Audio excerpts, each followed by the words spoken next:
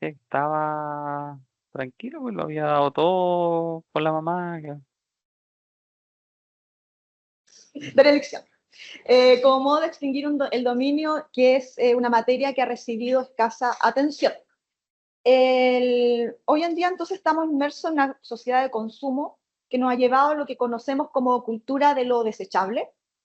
A diario como humanidad nos deshacemos de una serie de objetos que consideramos basura, lo que en el ámbito jurídico se traduce en una serie de actos de renuncia al derecho de propiedad que recae sobre estos bienes muebles. Por supuesto, el descarte de objetos se da a mayor escala cuando son empresas productoras las que derelinquen, abandonan.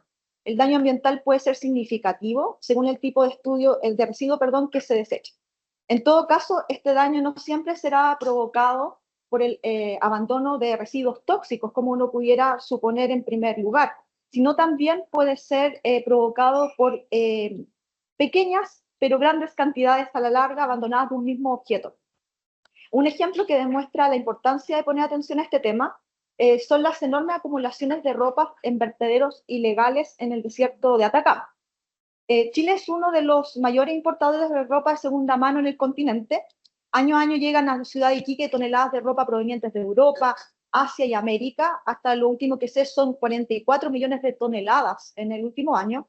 Sin embargo, en el año 2021 se hizo mundialmente conocida una externalidad negativa de este negocio, que el desierto de Atacama es uno de los vertederos más grandes del mundo en residuos textiles. Esto es una consecuencia del que ya se ha hablado también en otras ponencias del llamado fast fashion o moda rápida, a la que de alguna forma todos somos en parte, no sé si adictos, pero consumidores, pues la producción desmedida de ropa va generando que las personas compren y desechen vertiginosamente prendas que incluso pueden estar nuevas. Muchas de estas entonces llegan a Iquique, gran parte de la producción mundial, se separan en 4 categorías, de las de mayor calidad a las de menor calidad, y las que no pasan ese corte son las que se trasladan a la zona de alto hospicio, donde parte de sus habitantes además realizan otra selección y los sobrantes terminan estos vertederos ilegales. Entonces, en una nota más bien periodística, Alarcón y Shipley señalan que por la sequía de la zona, añaden que unida a las fibras no biodegradables, predominantemente sintéticas y derivadas del petróleo con las que se fabrica la ropa moderna, hicieron que este montón nunca se encogiera. Por el contrario, durante más de 2 décadas creció con cada artículo desechado importado que se añadía. Entonces, aunque, sin embargo, hoy en día ya no es posible, aunque si alguien es del norte me dirá si estoy en lo correcto o no, ver estas grandes pilas de ropa acumuladas por largos años en el desierto, cuyas imágenes impresionaron al mundo. Esto producto de un gran incendio que ocurrió en el 2022, que dejó una estela de cenizas y contaminación en el aire de la zona. Y no existe una causa oficial de los incendios y todo indica que el problema subsiste a través de microbasurales o quemas constantes de los textiles que se van desechando. Porque, bueno, este es el contexto, ¿cierto? Lo que nos cabe preguntarnos entonces es sobre las responsabilidades que estos actos de abandono conllevan. Y si nos vamos al derecho tradicional, la principal regulación o no del abandono surge a propósito de la regulación más bien de cómo se adquieren estos bienes abandonados, que sería el modo de adquirir ocupación. Y ha sido definida, ustedes bien saben, como un modo de adquirir el dominio de las cosas que no pertenecen a nadie, mediante su aprehensión material, acompañada de la intención de adquirirlas, supuesto que la adquisición de estas cosas no esté prohibida por las leyes, patria y el derecho internacional. O sea, esto es lo clásico que alguna vez les ha tocado estudiar. Aún así, entonces, el tema de la regulación es escueta, porque el artículo 624, entonces, del Código Civil menciona un único ejemplo en el que las cosas son abandonadas por su dueño, el de las monedas que se arrojan así, para hacer las suyas el primer ocupante. Y este ejemplo es particular, pues como advierte Atria en un texto muy interesante al respecto, la intención de deshacerse del dominio es contemporánea a la hallazgo. Entonces, también Alessandri, Somarriba, Bodanovich, en sus textos clásicos, hablan que en las redes delictae hay una donación a personas indeterminadas. Aunque en contra de esta interpretación se pronuncia el profesor Peña y Lillo. Peña y Lillo, en la doctrina chilena, sostiene que el abandono es un acto de disposición unilateral y no recepticio, de modo que el dominio queda extinguido por el acto de abandono. Entonces, los argumentos que se invocan son el artículo número 12 y 624 del Código Civil. Aún así, como no existe una regla general expresa que se pronuncia falta de ley, se ha afirmado que con el acto de derelicción se extinguen las obligaciones inherentes al derecho de dominio respecto de quien abandona. Esto por ser un tipo de renuncia abdicativa liberatoria. Subsisten, sin embargo, para el propietario, se han dicho, los gravámenes y obligaciones ambulatorias o propter rem, que solo cambiarían de titular. Pero, por cierto, esto no soluciona el problema de los daños que podríamos calificar de colectivos que sufren estas comunidades como la de Alto Hospicio, que están directamente afectadas en el corto y largo plazo por la contaminación que los residuos textiles generan en el ambiente, sin perjuicio también de todos los daños que nosotros mismos sufrimos de manera paulatina y progresiva a propósito del cambio climático, que este tipo de actuaciones también generan, ¿cierto? Y por esa y otras razones, sí contamos con leyes especiales que regulan diversos aspectos de estos actos de abandono y instalan alguna serie de responsabilidades. Y, por ejemplo, la ley de 20.920 del año 2016, que establece el marco para la gestión de residuos, responsabilidad extendida al productor y fomento al reciclaje, consagra el principio del que contamina paga en el artículo 2.1 y en el 2.4 dispone que el generador de un residuo es responsable de este desde su generación hasta su valorización y eliminación en conformidad a la ley.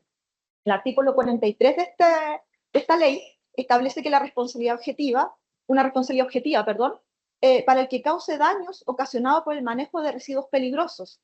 Y se ha explicado, y en esto cito textual, que se trata de un régimen especial de gestión de residuos a través de los cuales los productores son responsables de la organización y financiamiento de la gestión de residuos derivados de la comercialización de productos definidos como prioritarios en el mercado nacional, regulados a través de la ley y decretos supremos desarrollados por el Ministerio del Medio Ambiente.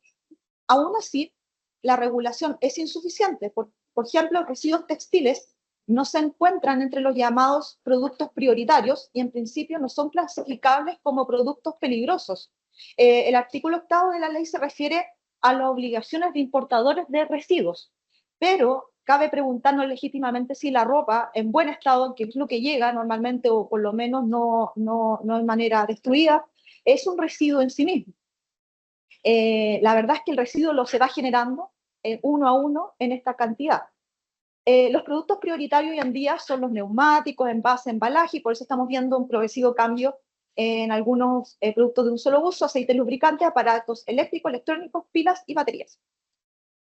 Aunque el Ministerio del Medio Ambiente declara estar trabajando para incorporar textiles como producto prioritario de la Ley de Responsabilidad Extendida del Productor, así en su página web señalan entonces que en este campo nos encontramos desarrollando una consultoría para levantar antecedentes para la evaluación económica y social de la incorporación de los textiles como producto prioritario de la ley RED. En todo caso, no parece haber una solución a corto plazo, teniendo en cuenta que en Chile el mayor problema tampoco se da con la producción de los productos textiles, sino en la importación de la ropa usada y posterior abandono de estas prendas que no logran venderse. Esto sí también se complementa con otra serie de normas, destaca, por ejemplo, el Código Sanitario.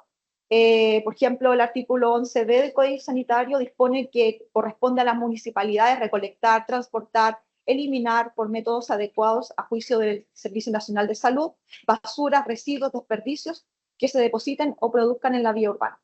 En todo caso, se ha dicho por algunas personas que se han dedicado a este tema que la municipalidad en este caso no adquiriría el dominio de los residuos, más bien su deber es gestionar, acopiar, transportar, eliminar, y se mantienen en todo el proceso, en teoría, como sin dueño o derelictos, y por ende también la responsabilidad de ese abandono, por lo menos no se traslada a la municipalidad.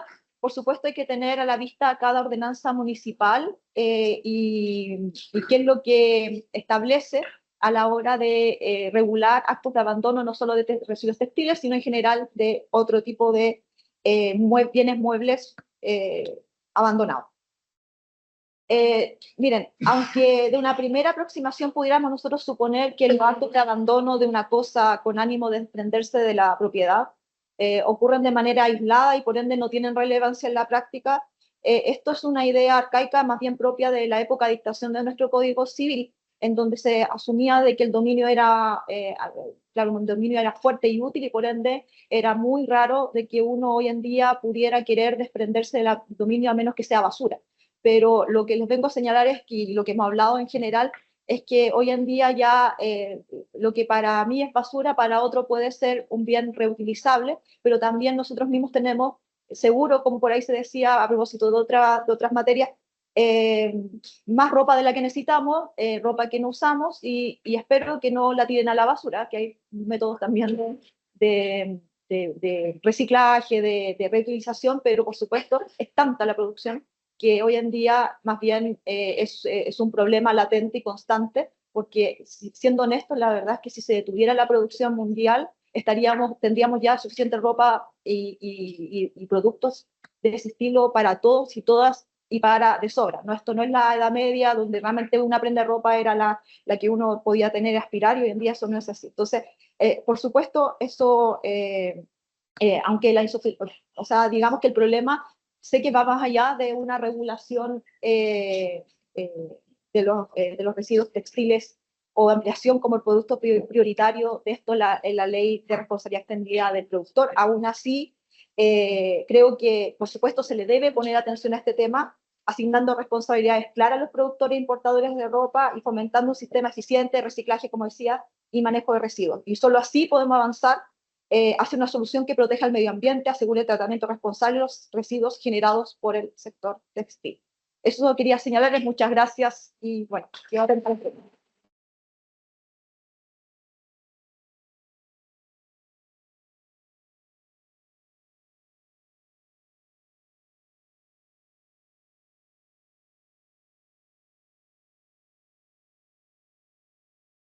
Muchas gracias, profesora. Las preguntas van a quedar para el final de las 3 presentaciones. Una vez que ya concluya ese foro. Bien, la segunda exposición refiere a un tema muy distinto al planteado en la primera, ¿cierto? Que tiene que ver también mucho con el derecho a las nuevas tecnologías. Y está presentada por la profesora y doctora Rebeca Remeseiro de la Universidad Tecnológica Metropolitana. Y el tema es la discriminación algorítmica y daños al consumidor. Así que pasamos a escuchar a la profesora.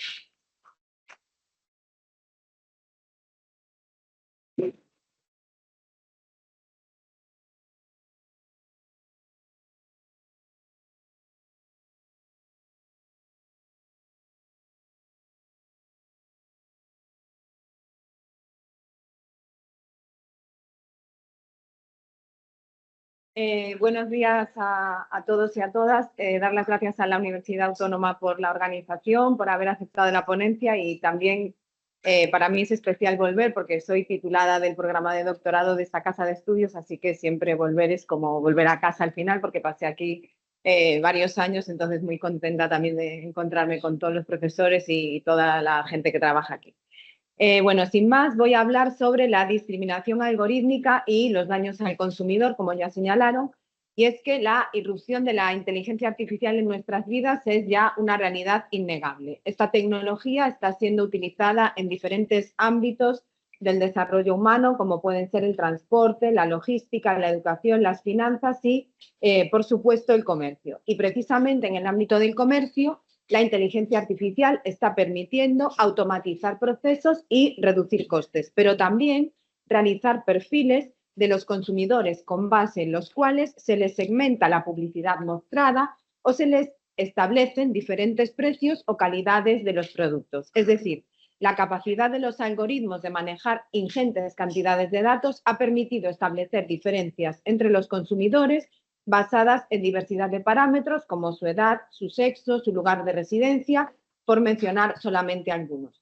Y utilizar estas variables para optimizar esos procesos de venta, mostrándoles, como señalábamos, diferentes precios o calidades de productos a diferentes perfiles de consumidores. La pregunta que trataremos de responder en los siguientes minutos es si esta discriminación entre consumidores realizada mediante el uso de algoritmos es una conducta capaz. Voy a apagarlo, ¿vale? Vale, aquí. Ya. La pregunta que trataremos de responder en los siguientes minutos es si esta discriminación entre los consumidores realizada mediante el uso de algoritmos es una conducta capaz de generar un daño para el consumidor que sea susceptible de ser indemnizado. Entonces, para ello, realizaremos una breve referencia al concepto de algoritmo. Después definiremos lo que es discriminación algorítmica y sus tipos. Posteriormente analizaremos si esta conducta de discriminación algorítmica puede ser considerada una conducta antijurídica capaz de generar un daño indemnizable para el consumidor y concluiremos señalando los mecanismos de tutela y las dificultades que presentan estos mecanismos de aplicación en el caso del consumidor. Comenzando por los algoritmos. ¿Qué es un algoritmo? Es una definición que no ha estado exenta de polémica, pero bueno, a estos efectos hemos tomado la definición que plantea el profesor Barocas en un artículo del año 2014 que dice que son secuencias específicas de operaciones lógicas diseñadas para llevar a cabo una tarea en particular. Son instrucciones paso a paso que actúan sobre algún tipo de entrada para obtener un determinado resultado deseado.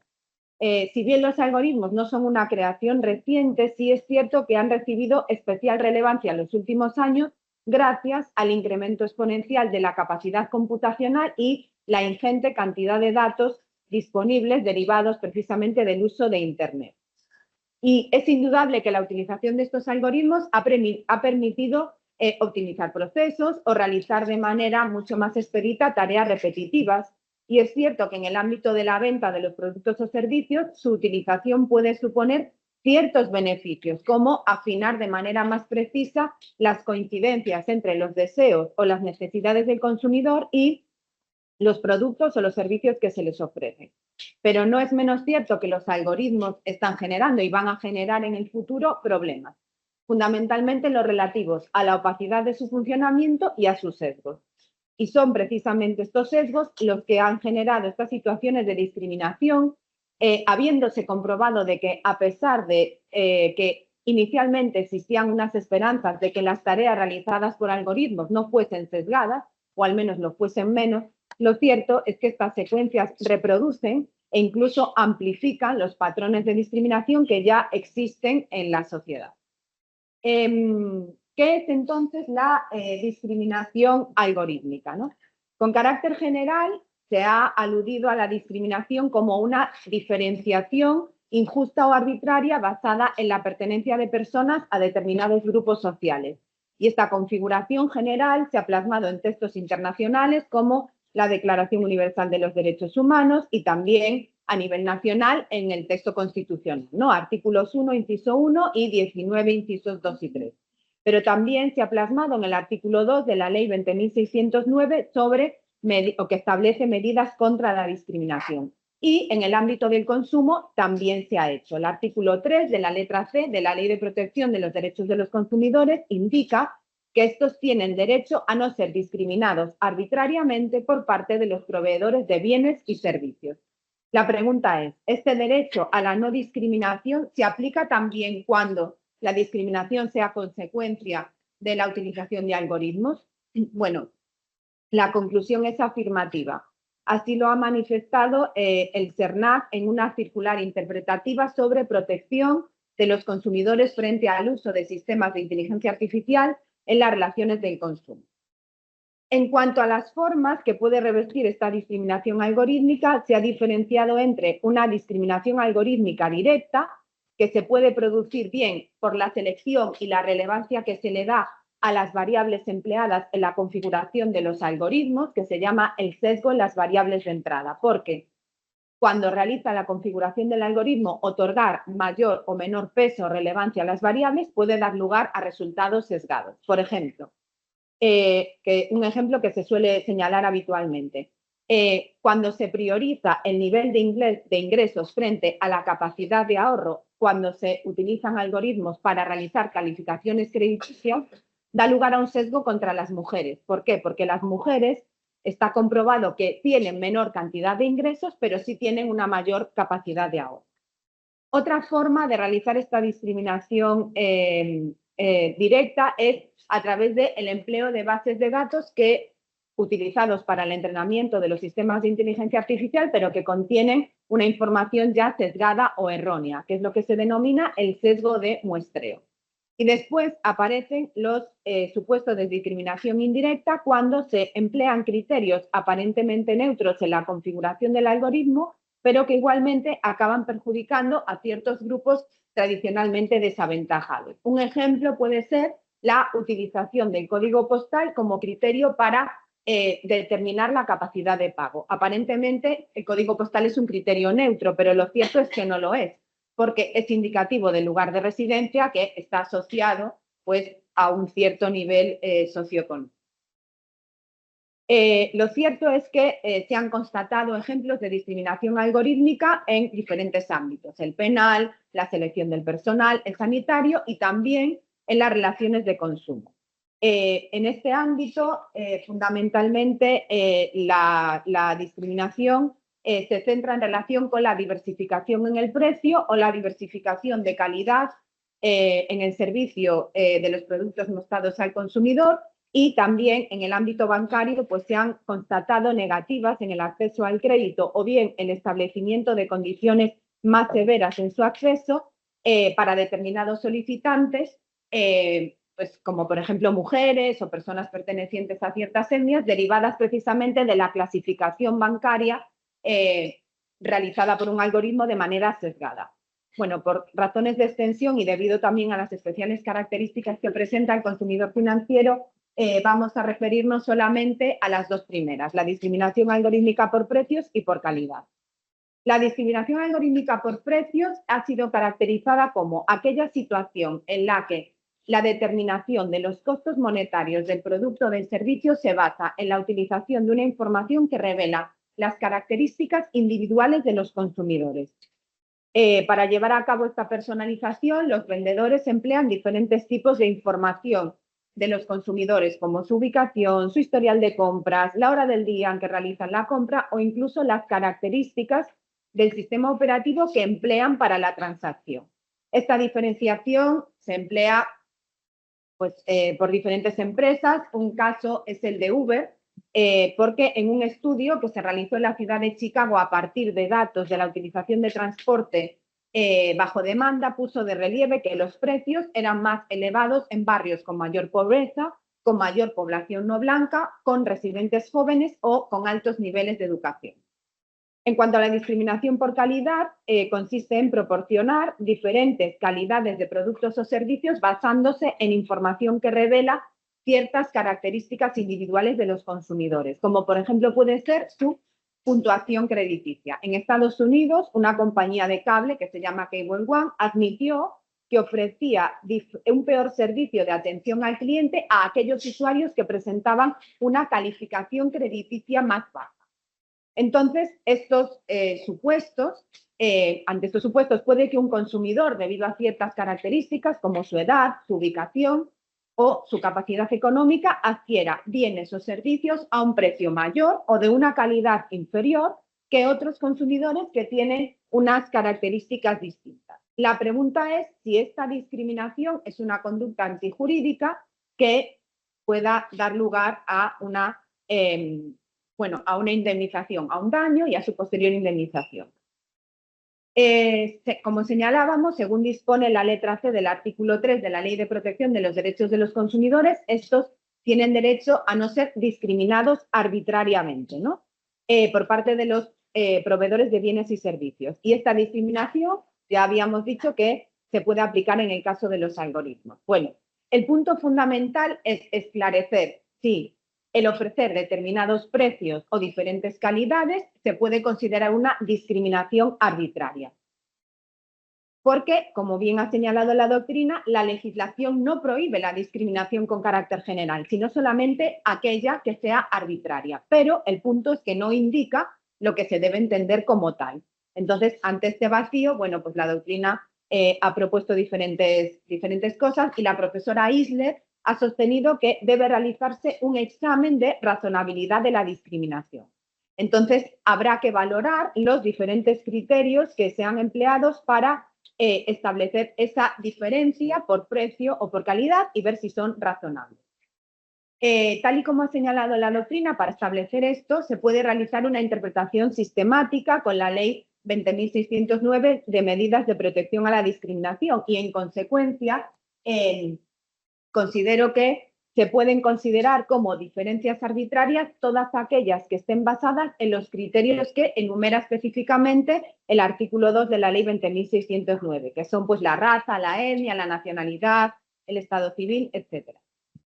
Creo que a estas características deben añadirse también otras, como son las relativas al lugar de residencia o el sistema operativo que se emplea en la realización de la transacción.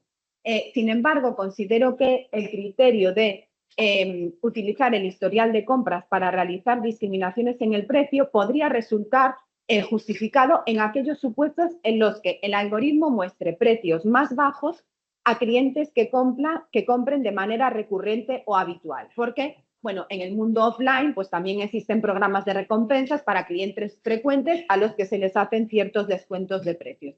Situación que, si se reproduce mediante el algoritmo, considero que en principio no habría mayor problema. Lo que sí es necesario resaltar es que es preciso que sea únicamente este criterio de la habitualidad en la compra el único que se emplee para realizar la discriminación y no se asocie con otras variables. Con respecto al tipo de daño, ya pasando que pueden sufrir los consumidores, sí. Bueno, pues pueden, en el caso de la discriminación algorítmica por precio, el daño vendrá constituido por el margen de mayor precio que hayan pagado. En el caso de que la discriminación esté basada en la calidad del producto o servicio, entendemos que será una pérdida de la oportunidad porque el consumidor pierde esa posibilidad de acceder al producto o servicio que deseaba pero que no le fue mostrado y, bueno, en ambos casos se podría dar un daño de tipo psicológico. ¿Con qué mecanismos entonces cuenta el consumidor para pues responder ante este tipo de situaciones? Bueno, puede solicitar la reparación a través del artículo 3, letra E, y el artículo 50 de la Ley de Protección de los Derechos de los Consumidores, pero al final hay que aplicar las instituciones de la responsabilidad civil y la aplicación en el caso de los supuestos de discriminación algorítmica es compleja por varias situaciones. Primero, porque al consumidor le va a resultar difícil conocer la situación de discriminación. Es decir, detectar situaciones de discriminación algorítmica es dificultoso porque muchas veces el consumidor no sabe que está siendo objeto de un tratamiento automatizado y en otras ocasiones tampoco conoce otros casos con los que establecer la configuración, con los que establecer una comparación, ¿no? Además, los sistemas algorítmicos, pues por definición son sistemas opacos y entonces impiden a los consumidores pues, acceder a su configuración y mucho menos comprenderla, ¿no? Y los problemas no acaban con el desconocimiento de la situación discriminatoria, sino que está la dificultad probatoria, porque detectar y probar estas situaciones puede requerir la realización de estudios o herramientas que evalúen la imparcialidad de los algoritmos y que son inaccesibles para los consumidores. Determinar el sujeto responsable también es una medida compleja, porque el consumidor ha de identificar a cuál de todos los sujetos que intervienen en la configuración del algoritmo, el desarrollador, el proveedor de los datos de entrenamiento, el encargado de entrenamiento, el encargado de actualizar, cuál de todos ellos es considerado responsable. Lo cual es una tarea casi titánica para el consumidor, considerando que muchos algoritmos, su configuración es una tarea compleja en la que intervienen diferentes equipos de trabajo y que es muy difícil que incluso ni los propios miembros del equipo tengan acceso al código completo. Bueno, ya por razón de tiempo voy a terminar. En definitiva, las dificultades que enfrenta un consumidor que tiene que resarcir el daño que ha sufrido como consecuencia de una discriminación algorítmica son mayores a las de un consumidor que sufre daños, digamos, fuera de este ámbito. Con lo cual, entendemos que los retos que presentan esta categoría pues son muchos y queda todavía mucho por hacer. Muchas gracias.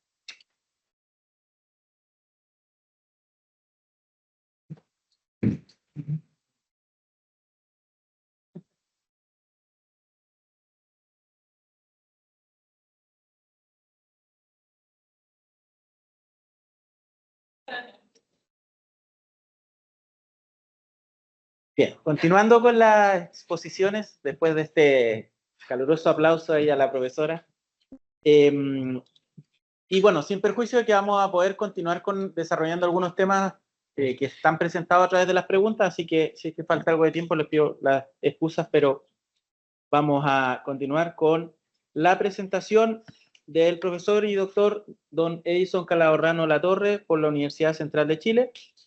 Y el tema que propone el día de hoy es: si tiene preguntas, hable con el robot.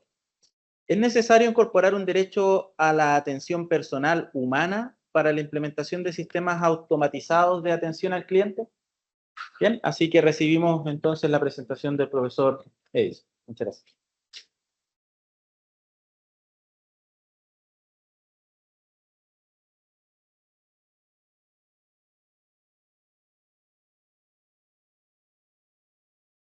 Bueno, primeramente, muy buenos días con todas y todos. Muchísimas gracias a la Universidad Autónoma por estas estupendas jornadas, a la profesora Erika Idle, a la profesora Francisca Barrientos y todos quienes han organizado este excelente espacio de conversación. Bueno, traté de dar un título sugerente a esta presentación, pero que en realidad responde a lo que probablemente nosotros sintamos hoy por hoy cada vez más seguido cuando nos enfrentamos ante un nuevo balcón de atención al cliente, que en realidad es un chatbot que se encuentra hacia el otro lado, con lo que nos explicaba justamente en la anterior conferencia la profesora Rebeca Remesello, es un algoritmo, ¿no? Con determinadas respuestas dadas a través de cierta información organizada, porque hasta ahora llegamos a eso en materia de inteligencia artificial, dicen los autores, incluso los más entendidos, no hemos llegado a esa utopía de la personalidad artificial o de la agente artificial, y nos enfrentamos ante esto que, por lo menos para el balcón de atención al cliente al que estábamos acostumbrados con una persona humana con la cual podemos conversar, nos parece cada vez más distante y más despersonalizado. Pero además, pongamos en contexto qué es lo que está pasando en esta materia. En Chile, el mercado de inteligencia artificial como servicio ha experimentado un crecimiento del 26% en el 2024, generando un retorno de inversión de 3 veces su costo y concentrándose además justamente en la creación de asistentes de servicio al cliente. A partir de un estudio llevado a cabo por Microsoft e IDC a 320 organizaciones con más de 1,000 empleados en Argentina, Chile, Colombia y Perú, se reporta que el 48% de las mismas ha implementado alguna solución de inteligencia artificial en esta materia. Así que estamos frente a un negocio exponencial concentrado en respuestas automatizadas a la atención al cliente, resolviendo uno de los principales problemas de consumo, la masividad de las transacciones, estos contratos que tenemos hoy a día desde la era del consumo.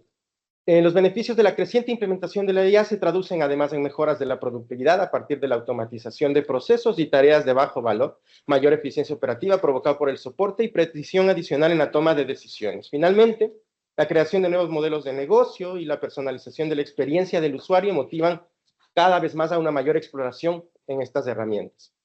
Deloitte encuestó a 11.500 consumidores de 19 países, entre ellos Chile, para comprender mejor qué información encontraron más útil al tomar decisiones de compra en una variedad de categorías de productos y servicios.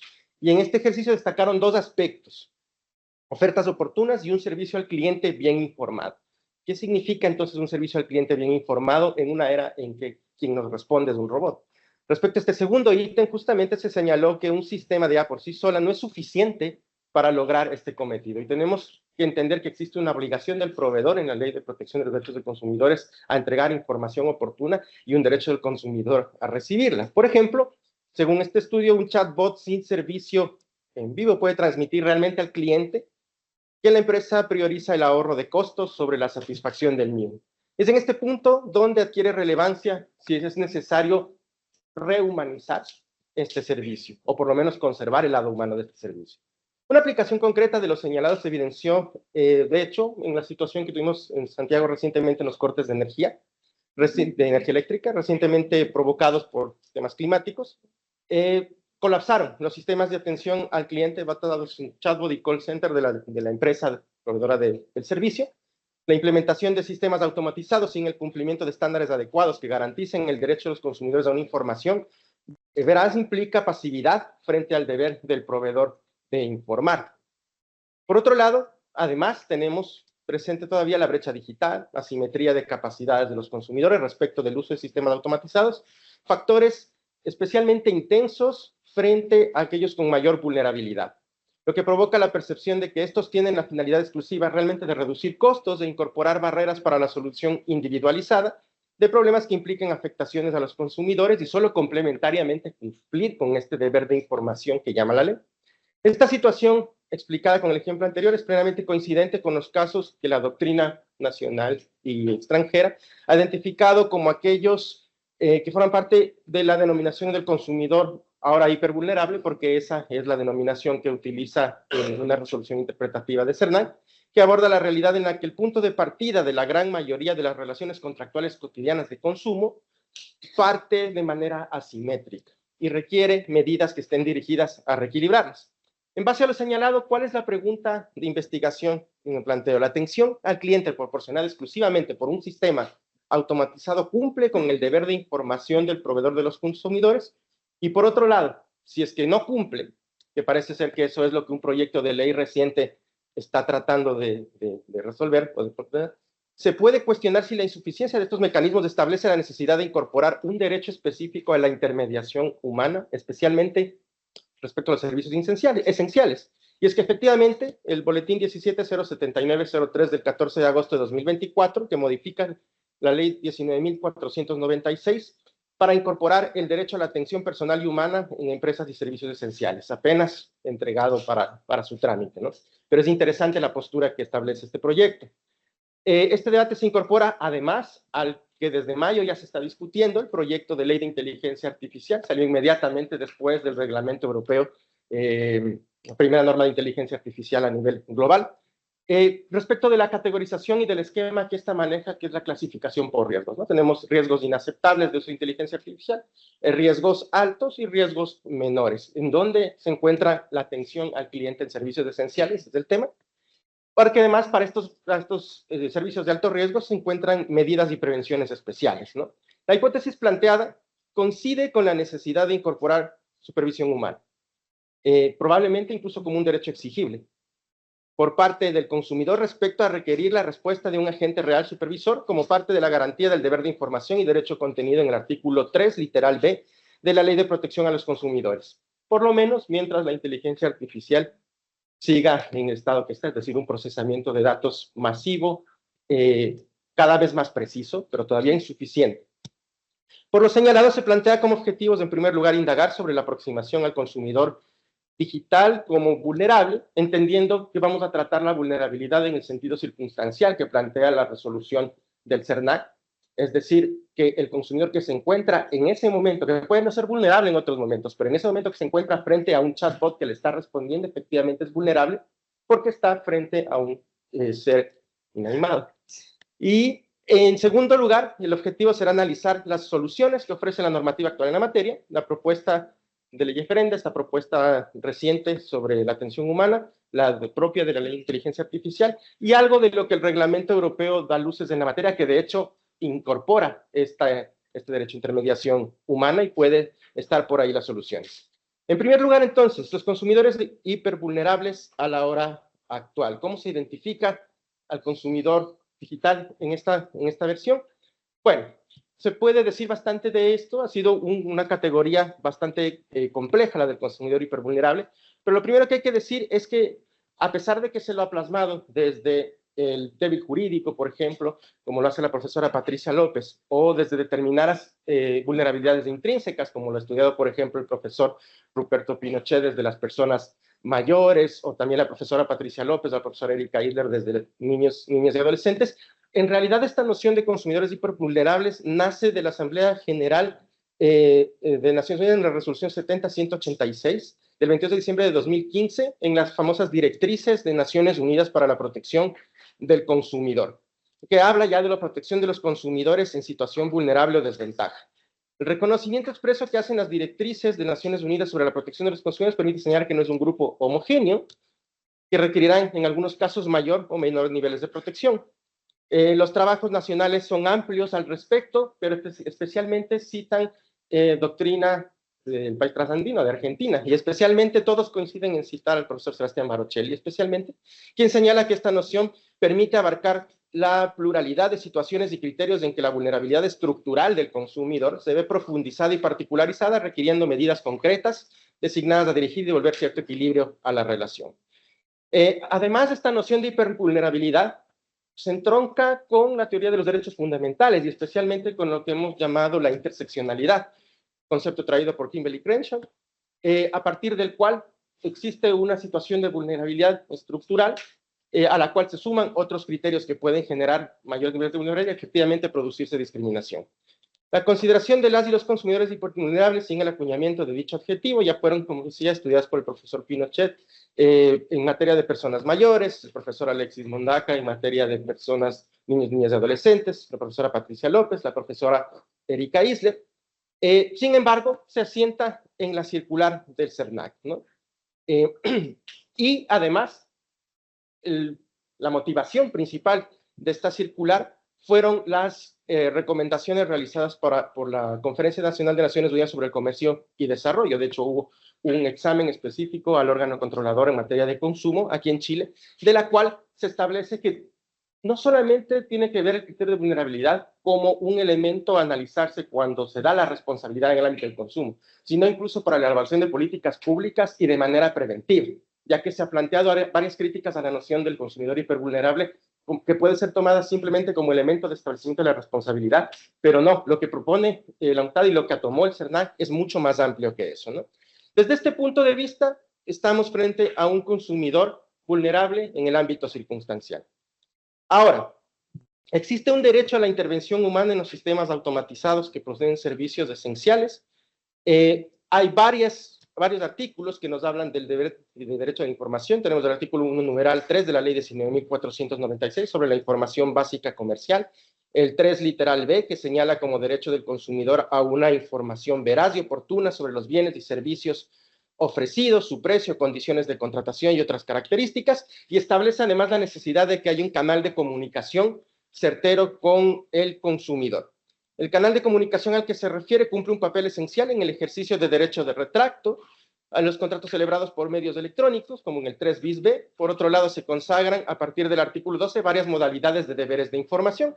Justamente este proyecto de ley sobre la atención humana o la intermediación humana busca incorporar otro deber de información adicional en el artículo 12 y obliga a aquellas empresas que prestan servicios esenciales, no a las micro y pequeñas empresas, sino a las más grandes, a tener un sistema que permite esta intermediación humana. Esta obligación se toma en cuenta entonces para las empresas que brindan servicios esenciales, se excluyen a las pequeñas y medianas, se incorpora una norma que asegure el acceso a los mecanismos de atención del cliente mediante su inclusión en el contrato de la respectiva empresa. Pero además, el proyecto de ley de inteligencia artificial, el boletín 16821 del 7 de mayo de 2024, en su artículo 4 consagra como principio la intervención y supervisión humana, que es regulada de la siguiente manera.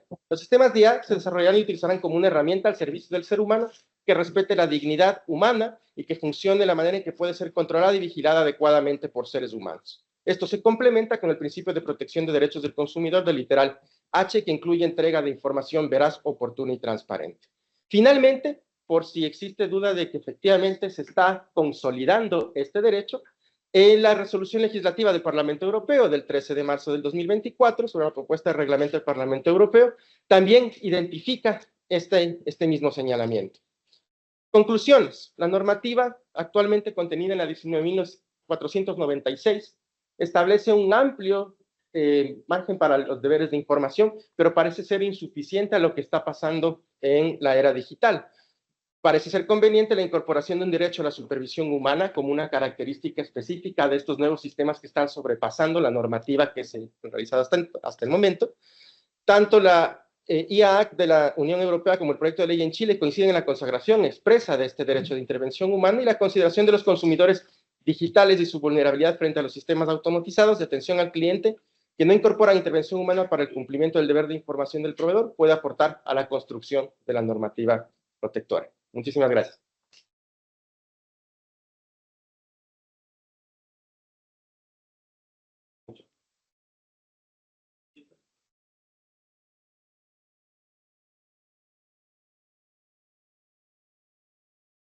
Ya le iba a mandar un chat GPT para...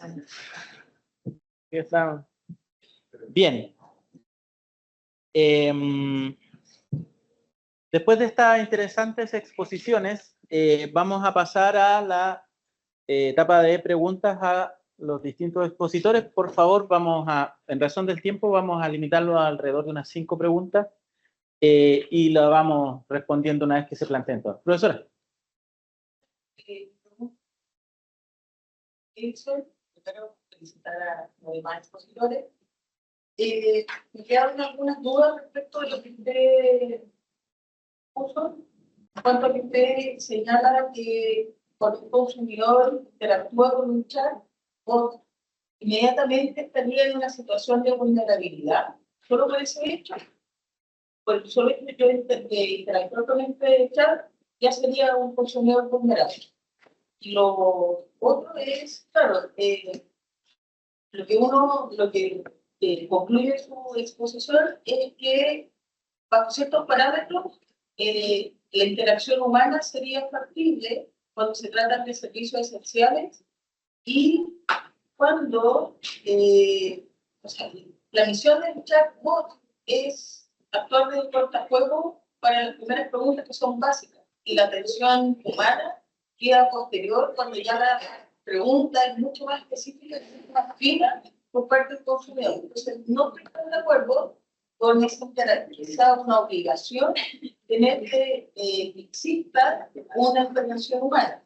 Además, el chatbot uno lo entrena para, con distintas verdaderos y falsos, para poder dar respuestas automatizadas a las preguntas básicas. Porque si nos ponemos en el caso que todos deberían tener intervención humana, reventamos a las pequeñas empresas o las pymes que utilizan, en vez de la persona carne y hueso, utilizan el chatbot que ya está con ciertos parámetros aprendidos. De hecho, yo tengo un chatbot para organizar mi agenda, lo adoro. O sea, me dice, me recuerda cosas, le digo, tengo que hacer esto, anotado, agendado. Entonces, no necesito un humano para que me agende las cosas. Al final del día, todo va a Telegram, de Telegram a Notion, y ahí vivo feliz. Entonces, el ser humano ha sido eliminado de ahí. Y o sea, yo entiendo que para los servicios esenciales sí, pero para el resto creo que es un poco exagerado. Eso sería. Muchas gracias. Bien. ¿Sí? Perdón, pues, el profesor, vamos a organizar entonces las preguntas. Profesor, perdón. Profesor, Hall, ¿cierto? Y después, ¿alguna otra pregunta más? Ahí, ya. Entonces ahí cumplimos con... ¿Perfecto? Sí, para la profesora Rebeca, porque estoy estudiando también este mismo tema de discriminación algorítmica, la relación con los dark patterns, pero también es parte con la discriminación. Y me quedó en el tema de la responsabilidad, porque finalmente cuando hay responsabilidad hay que atribuírsela a alguien. En ese sentido, ¿a quién le atribuimos esa responsabilidad? ¿Al proveedor? ¿Al dueño de la plataforma? ¿Quién podría ser el sujeto finalmente responsable frente al consumidor? Bien, gracias, profesor. Hall.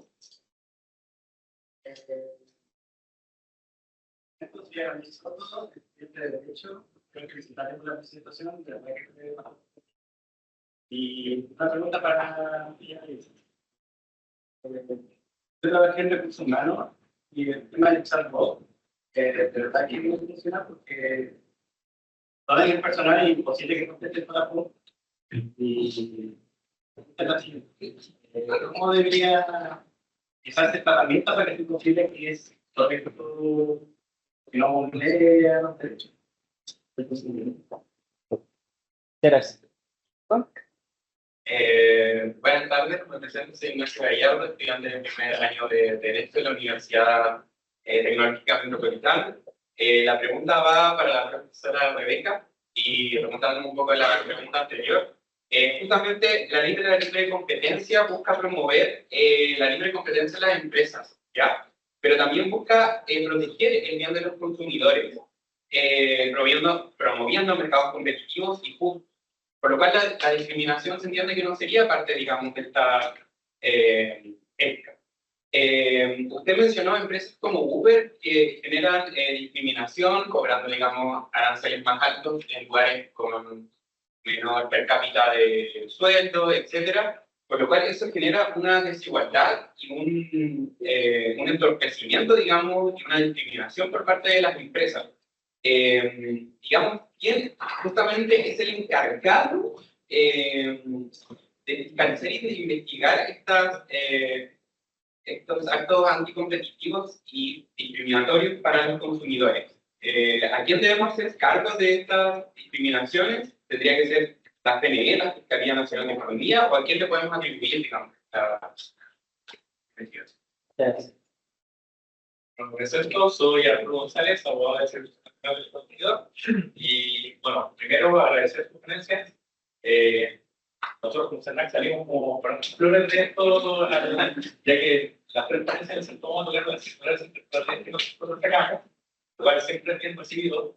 Y con todo esto también preguntarles al final, principalmente a la doctora Rebeca y al doctor Edison, al final estamos viviendo lo que es prácticamente la cuarta revolución que es conocida como en el fondo la revolución de la inteligencia artificial. Y la verdad es que esto se mueve a pasos agigantados. O sea, 2019 nadie hablaba de los chats de inteligencia artificial, nos hace la pandemia, aparece el ChatGPT y en un año todo el mundo ocupando ChatGPT para todo. Entonces esto también presupone obviamente un desafío legislativo de que en el fondo la ley va como corriendo siempre por detrás. Entonces, me gustaría saber cuál es la opinión que tienen ustedes al menos respecto a la técnica legislativa que debería adoptarse respecto a esta situación. Sabemos que hay que hacer cambios, pero de repente no necesariamente a través de la ley, de repente habría que crear un nuevo servicio público que se encargue de esto, tal vez a través de forma reglamentaria. Me gustaría saber qué opinan ustedes respecto a cómo debería abordarse este problema. Bien, muchas gracias entonces. Partimos principalmente por la profesora Rebeca, si les parece, y por Edison continuamos para la resolución de las preguntas.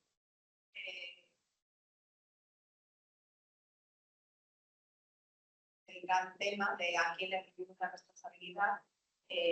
Yo lo que he leído a algunos autores, que es lo que más me convence, hablan de que sea responsable, digamos, la entidad, la empresa que emplea el algoritmo. Y me parece lo más lógico porque el consumidor no puede saber quién ha entrenado ese algoritmo, quién le ha proporcionado los datos, quién se encarga de la actualización. Quizás la empresa con la que el consumidor establece la relación de consumo, como utiliza el algoritmo, pues tendrá que hacerse cargo de este. De hecho, he leído a algunos autores que hablan incluso considerar el algoritmo como una especie de responsabilidad por el hecho ajeno, como de la misma manera que responde por el hecho de un empleado, pues considerar el algoritmo ciertamente así. Y eso podría ser una solución, y después ya que la empresa que lo utiliza, pues que repita la responsabilidad contra, pues no sé, la empresa que le ha desarrollado el algoritmo, que ha proporcionado los datos, ahí ya la cadena de responsabilidad, pero yo creo que esa puede ser una solución para favorecer al consumidor, porque si no, creo que queda difícil. Y después, con respecto a lo que señalaba Ignacio, yo creo que hay que establecer diferencia entre lo que es las vulneraciones a la ley de libre competencia, que creo que sí que puede haber algunas, si ciertas plataformas que agregan ofertas de diferentes proveedores solo muestran algunas a los consumidores, y otra cosa es, esto es en ámbito de libre competencia, otra cosa entiendo que es el tema ya de la responsabilidad cuando hay situación de discriminación. Creo que son dos ámbitos distintos que deben protegerse a través del diálogo. Y con respecto a cómo debe calcularse, yo creo que hay que hacer alguna modificación en las instituciones básicas en este caso, el tema que me afecta a la responsabilidad civil. Hay que adaptarlo, hay que, pues, cierta medida como se está pretendiendo hacer en la Unión Europea, adaptar la responsabilidad a las nuevas realidades, y eso tiene que ser a través de la posibilidad. Muchas gracias por las preguntas. Bueno, respecto a la primera, entendiendo la idea de esta moción que propongo, del consumidor hipervulnerable, que está marcada especialmente en la doctrina, y bueno, la instalación de la resolución interpretativa, ya existe una normativa del interno para los funcionarios, pero sin duda va reflejado a la interpretación de la materia. Entendiendo que ya no existe un paradigma único de consumidor, sino consumidores diferenciados con determinados niveles de protección y que en la realidad hay amplia brecha digital y distintas maneras en que se puede exponer una persona a la tecnología. Considero que es bastante probable establecer un consumidor que se sienta frente a un chatbot buscando una respuesta en que ya tenga un cierto nivel de vulnerabilidad. Sería en este caso, desde la lenguaje de celular, probablemente la vulnerabilidad circunstancial. En otras circunstancias, el consumidor no sería vulnerable, pero en momentos el chat, si no tiene habilidades básicas tecnológicas, un tipo de sistema, porque especialmente hay que pensar en ese tipo de consumidores, habría vulnerabilidad que llevaría a que la herramienta tenga que garantizar una respuesta adecuada.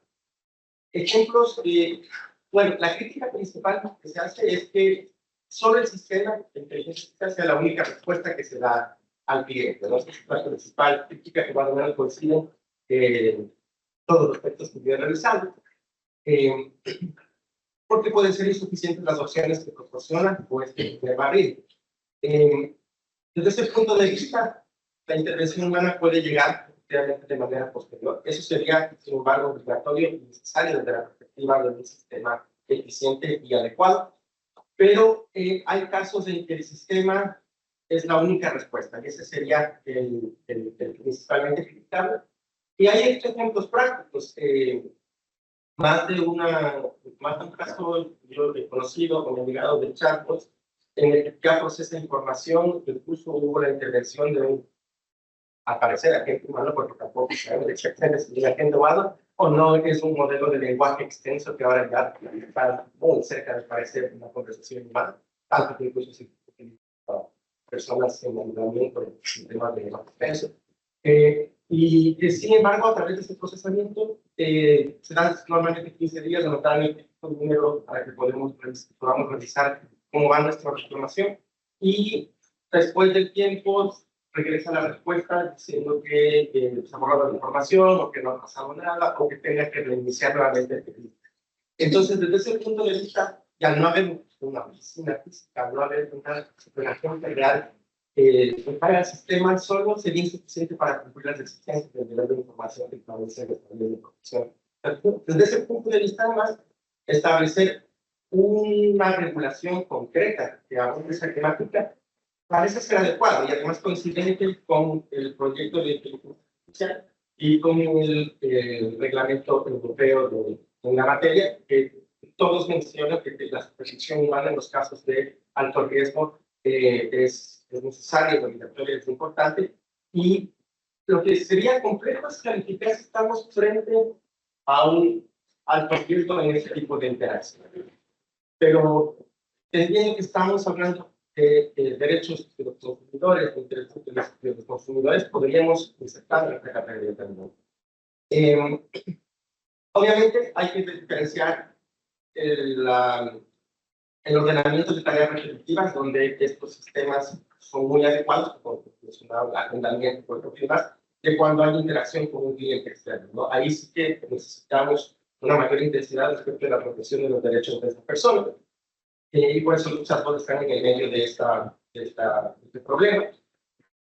Por otro lado, ¿cómo funcionaría un sistema para la vulneración de derechos? Esta era la segunda pregunta. Efectivamente, no puede ser la única solución. Tendría que haber la posibilidad, en todo caso, de una reclamación frente a un lo que es más o menos lo que la normativa nos está señalando. Y en tercer lugar, en cuanto a técnica legislativa o incluso un nuevo organismo, el proyecto de la ley de inteligencia artificial, si no me equivoco, establece que la agencia de protección de datos va a ser la encargada de la agencia de protección de datos, que además va a ser encargada de ciberseguridad, de la de ciberseguridad. Esta agencia tiene que ser interdisciplinaria necesariamente, ¿no? Porque nosotros, pues, ahorita algunos nos acercamos a entender esto, pero es cuando se habla con los desarrolladores y cómo concatenar el lenguaje de derechos con el lenguaje de eficiencia. Entonces, esa agencia va a tener que dialogar con el externo y se va a tener que estar especializada para el impacto de hablar de la postura correcta de hacer algo de esta capacidad y por cierto que puede estar presente en esta etapa de enseñanza. Bien, muchísimas gracias entonces.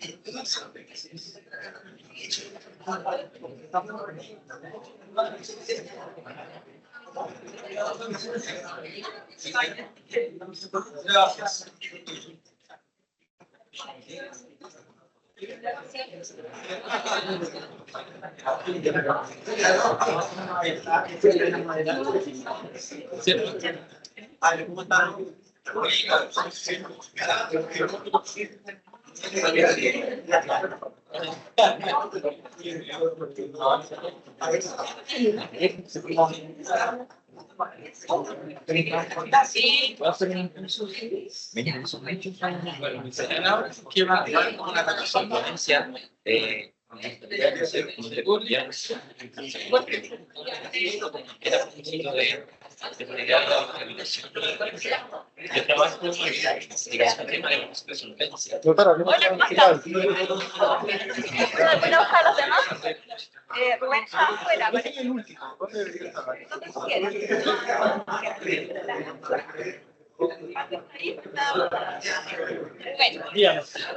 ¿Dónde me recomienda sentarme si soy el último?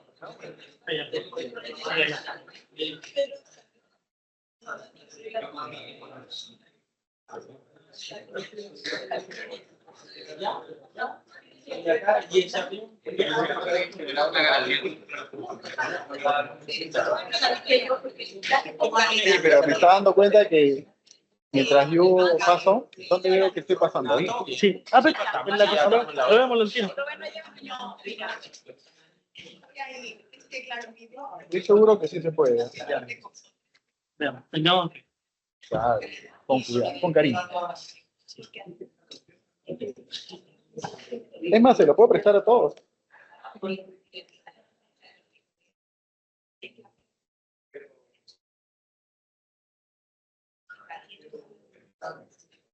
A ver, pon uno. Hay que probarlo. Solo usted, ¿sí? Sí. No hay que sentarse. No, hay que ponerle la S. Vale, ya tenemos que salir y para no. Ah, pero no le prendí. Ya.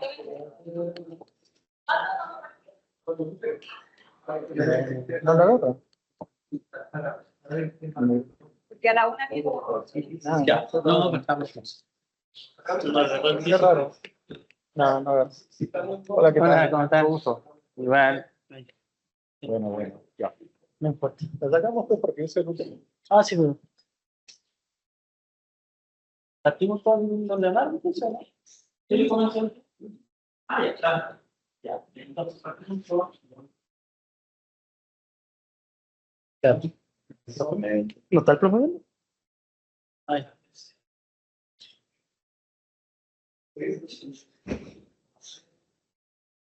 ¿Lo partimos? Sí.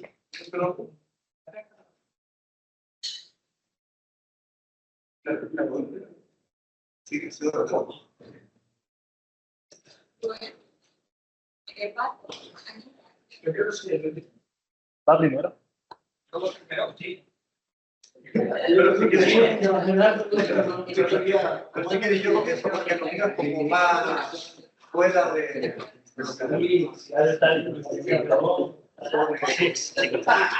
Bueno,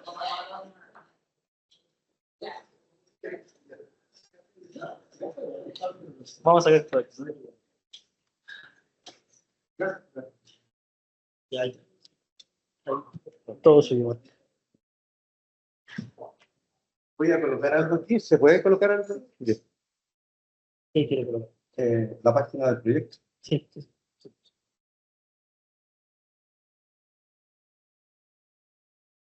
No, ese hacia atrás. ¿Cómo sacar ahí? Sí. En el. Ah, pero es. Sí, pues ya hice. Don Leonardo, ¿sí? Pues lo voy a presentar entonces cuando Ok. usted me dice cuando esté aquí y yo lo presento. No se preocupe. Un segundo. Ah, perdón, don Patricio va a frenar. Sí, Perdón. Patricio Alonso.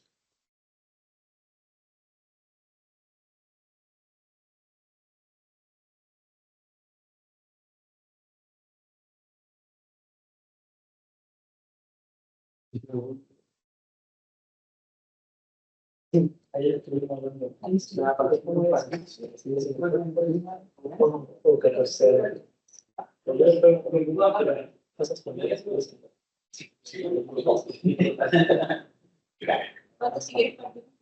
No. Es solo. A ver si aparece. Ya, perfecto. Ok. No sé, lo que pasa es que esto es más breve y quiero darle paso realmente a ellos. ¿Me puedes sacar una fotografía? Sí, no, Con, si lo vas a con sacar. esa imagen. No se preocupe si estoy en lo Ok. ¿Lo presento vos, Sí, sí. entonces? Bien, comenzamos el segundo ciclo de exposiciones a través de las comunicaciones de los profesores que integran esta sala de posgrado número 2. Partimos con el tema asuntos cruciales relativos al derecho al consumo de los macrohongos comestibles, setas y trufas. Lo presenta el profesor Patricio Masfernat Muñoz de la Universidad Autónoma de Chile. Así que pasamos ahora a revisar su exposición. Gracias, profesor. Ok. Esta es una ponencia relacionada con el proyecto INTAC europeo, en que yo participo junto con la profesora Helen Pacheco. Y, excelente, creo que podría hacerlo en 7 minutos. Los hongos en general prestan servicios ecosistémicos múltiples y esenciales y constituyen soporte de la vida en la Tierra. El mundo fungi es poco estudiado en el mundo científico, a nivel científico, y existen pocos profesionales científicos y técnicos. Y entonces ya se presenta un primer problema porque la regulación entonces es muy limitada, muy insuficiente.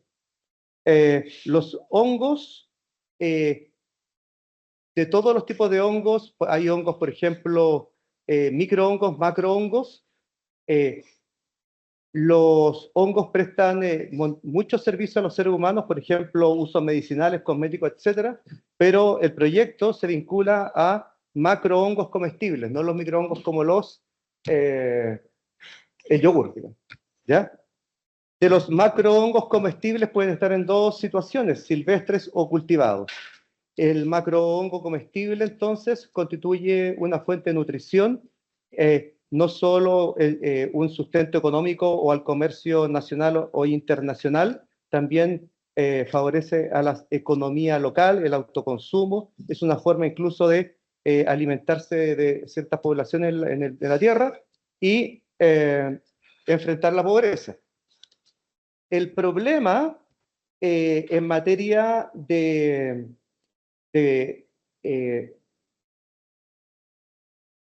tiene múltiples aristas jurídicas, pero aquí vamos a hablar del tema del consumo.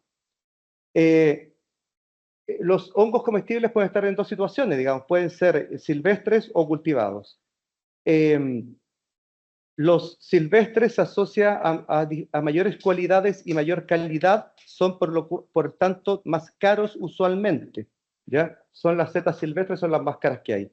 En ambos casos se establecen regulaciones ambientales en relación a la recolección, por ejemplo, y la intervención mínima en el medio ambiente. Cuando se recolectan a nivel silvestre, existen, por ejemplo, permisos de recolección con o sin pago en cualquier parte del mundo y protocolos de recolección con el objetivo de que no dañen a la estructura de los hongos ni el suelo de los bosques. El problema es su alto valor. Al tener un altísimo valor los hongos comestibles, especialmente la trufa, se genera el problema de la recolección furtiva y del comercio ilegal. Y esto incide en toda la cadena de comercialización, la conservación, el envasamiento, la rotulación, etiquetado, hasta el consumo. Y esto daña entonces la confianza del consumidor por varias razones. Primero, son productos generados por la recolección ilegal, que dañan el medio ambiente y no es sustentable, y los consumidores hoy día son cada vez más conscientes de que desearían consumir productos ambientalmente sustentables, ¿ya? Y no se informa, obviamente, al consumidor que el producto es producto de una recolección ilegal. Se suele engañar respecto de las cualidades del producto, de los hongos comestibles, de la trufa, y de su calidad. Por ejemplo, el tipo de especie de trufa. Hay montones de hongos muy parecidos, montones de trufas con diferentes calidades, y se le engaña al consumidor indicándole que es un tipo y es otro tipo. Se corre el riesgo de comercialización insalubre por las condiciones de recolección o de conservación, porque, por ejemplo, las trufas absorben metales pesados, y eso es extremadamente peligroso para la salud y debe ser medido. También hay hongos, microhongos, que colonizan el hongo comestible y producen toxinas que también son peligrosas para el ser humano. También están los pesticidas. Todo eso tiene que ser informado al consumidor. E incluso muchas veces se trafica especies venenosas, justamente por la dificultad de clasificación de los hongos comestibles. Las soluciones que se han establecido son muchas, y esto es interesante porque en gran medida son los chinos los que más explotan los hongos, los más interesados en que existan buenas regulaciones a nivel nacional y global. Las regulaciones, primero, ¿qué regulaciones adecuadas? Eso es un asunto meramente de caso a caso. Fiscalización, se requiere una fiscalización adecuada con suficiente y suficiente, pero para eso requiere conocimiento y personal técnico, que todo eso estamos en debe en todas partes del mundo. Fiscalización en la recolección, como en toda la cadena de comercialización. También se propone la participación de asociaciones de recolectores, productores, comercializadores y consumidores para hacer una fiscalización cruzada, porque no es suficiente la fiscalización por parte de los gobiernos. También un sistema de trazabilidad de la cadena de producción, de toda la cadena de producción, que identifica además todas las condiciones de recolección y comercialización, etc. Y un etiquetado completo y adecuado para que se informe adecuadamente al consumidor. Y a nivel internacional se plantea la necesidad de que existan convenciones y tratados internacionales específicos en materia de hongos, porque lo que existen son de especies vegetales, que no son lo mismo que hongos, es otro reino. Y todo en orden a que sea un comercio legal y seguro, que proteja al medio ambiente, que respete los servicios ecosistémicos de todos los hongos y también proteja al consumidor. Eso sería lo que tenemos hasta ahora en materia de consumidor del proyecto INTAC. Muchas gracias.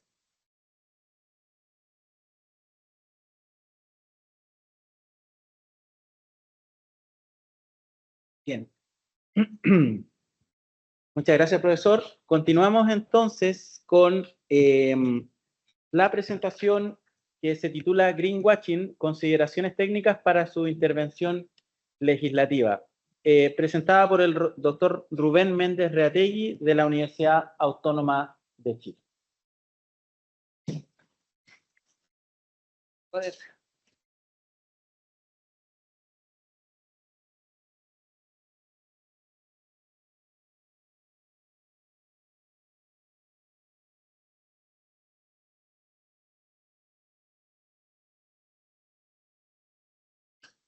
Muchas gracias a los organizadores, a la profesora Erika Isler por la gran labor que significa organizar un evento de este tipo que, pues, ya está, si no me equivoco, en su edición número 14, lo cual es muy significativo.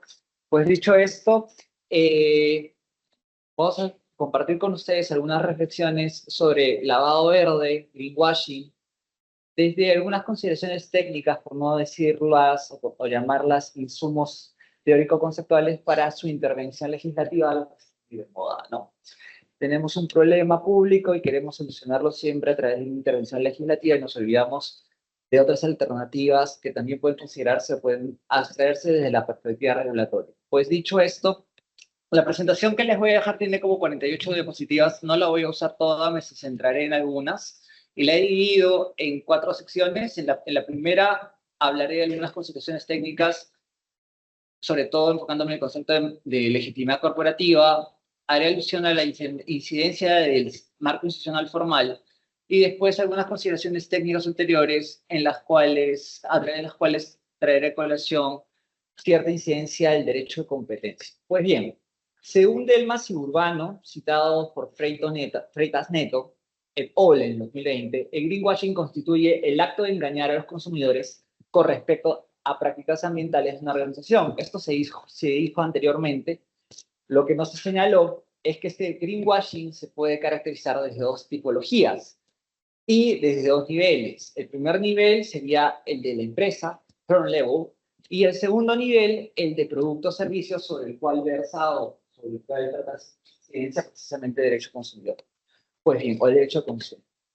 En esta línea lo subrayan no solamente Veritas Neto, sino Carlson, Parguet y nuevamente Freitas en distintos trabajos publicados desde la década del 90. A partir de esa formulación, entonces podemos ver que a pesar que este es un tema en discusión tanto en el ámbito de la administración de empresas como en el ámbito jurídico desde hace mucho tiempo, pues para nosotros todavía resulta novedoso.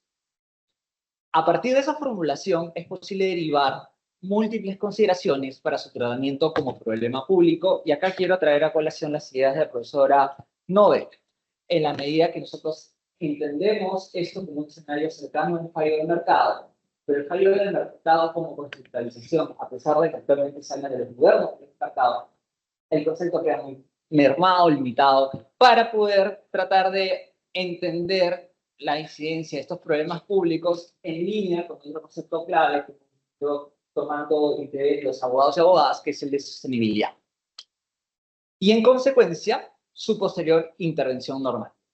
Dicho esto, la primera sección, bueno, ya les expliqué brevemente de qué va, iré directo a la primera sección. La primera sección es traer a colación el concepto de marketing verde. Por lo general, siempre los abogados y abogadas estamos ansiosos por ver cómo podemos consumir, pero no entendemos que los consumimientos ya se han dado. Una industria no puede desarrollarse sin consumimientos, sin reglas, porque no sería una industria. Como se decía, una industria tiene que entenderse como un set de reglas que se ponen juntas para poder ser capaces de proveer bienes y servicios en qué contexto, en contexto de eficiencia.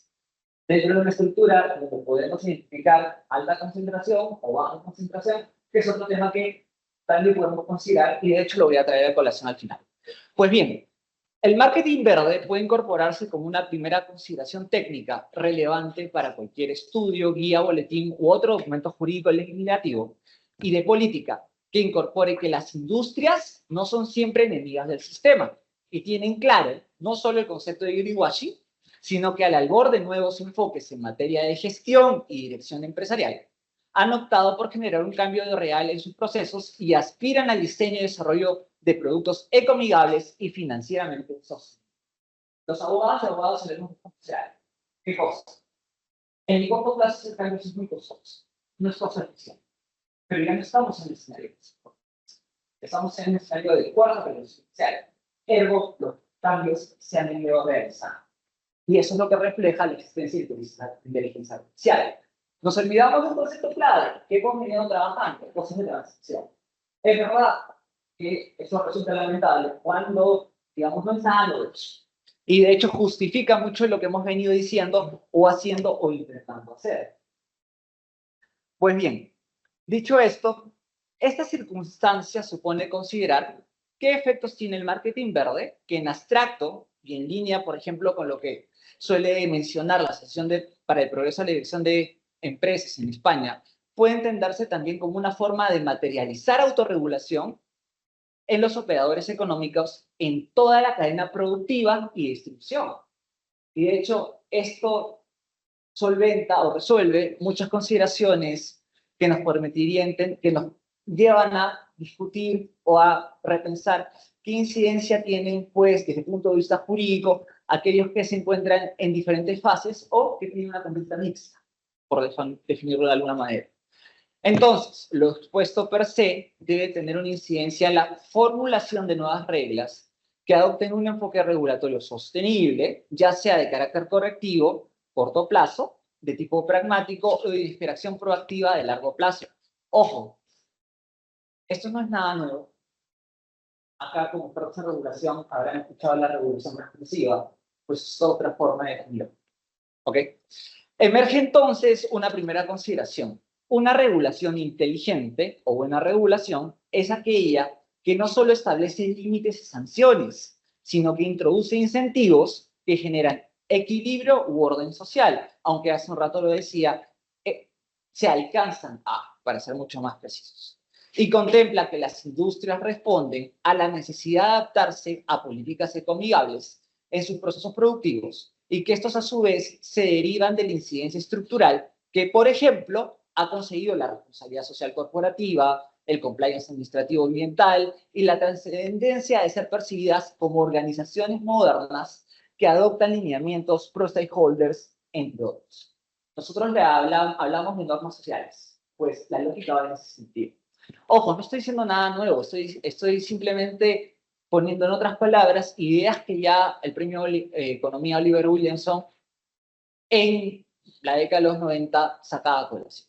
Finalmente, cerramos esta primera parte señalando que son las industrias las cuales a través de sus guías de anunciantes han desarrollado lo que en marketing verde se publicita como criterios o directrices para identificar afirmaciones ambientales engañosas. Son ellas mismas. De hecho, nosotros hablamos en el guía Indecopy, en materia de marketing verde, como algo novedoso, que es Indecopy, mandar esta guía a una entidad pesada ubicada entre Ecuador y Perú, y usted coge la guía y después crea un documento publicado previamente, bastante antes, por la función de anunciantes de publicidad colombianas. No hay nada nuevo bajo el sol, solamente que muchas veces nos dejamos de ver las cosas. ¿Por qué? Porque la regulación no es la misma en un entorno de carácter institucional y en un entorno institucional en un entorno sin carácter institucional. La tecnología es un entorno donde prepondera la cultura institucional. Es decir, la formulación de reglas debería considerar esta variable. No lo hacemos.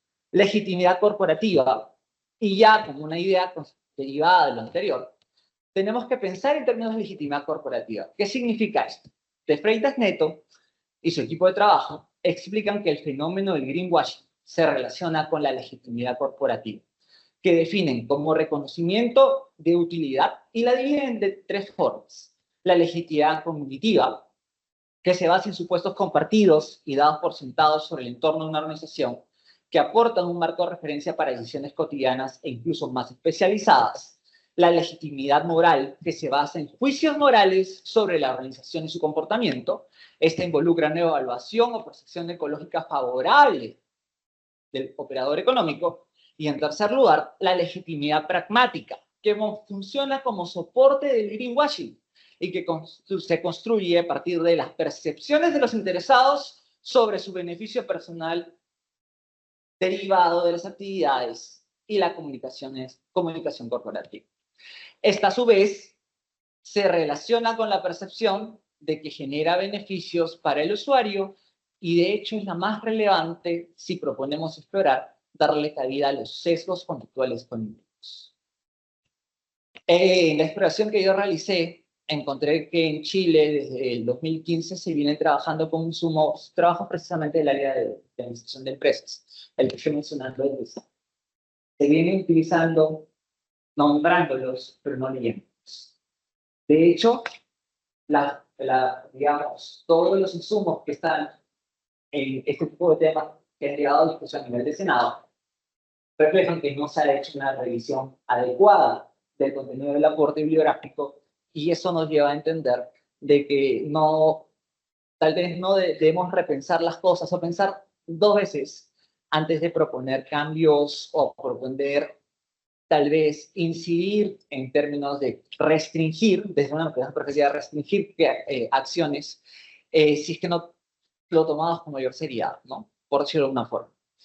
Por lo tanto, como segunda consideración, debemos mencionar que la noción de legitimidad pragmática pasa desapercibida tanto en las guías administrativas que abordan la problemática de greenwashing como en las propuestas legislativas, lo que nos conduce a revisar las distintas versiones, y ya les mencionaba, de proyectos de ley que han transitado desde la Cámara Baja, Cámara Alta, es el caso chileno, y el caso colombiano, pues, refleja la misma situación.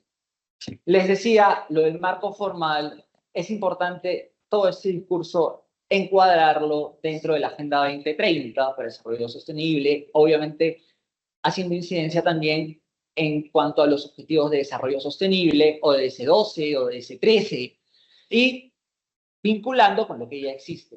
En el caso peruano, artículo 65 de la Constitución. Ya está. En el caso chileno, pues la norma de protección al consumidor ya genera un espacio que no necesariamente supone un vacío legislativo en cuanto al tratamiento que se le da al greenwashing. Finalmente, lo que les venía diciendo, y acá adelanto un poco la presentación de las diapositivas.